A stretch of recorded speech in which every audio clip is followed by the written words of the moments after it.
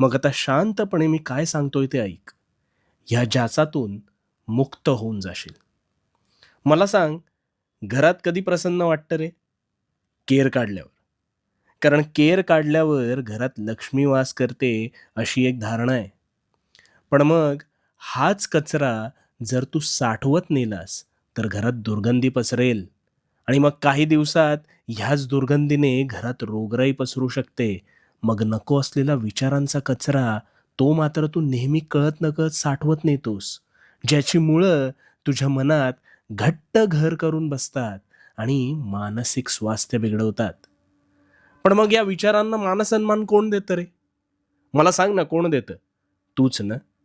आणि म्हणून आणि म्हणून ते तुझ्या मनात घर करून बसतात. तुझी चूक नसताना तूच ह्यात कोळ्यासारखा गुरफटत जातोस.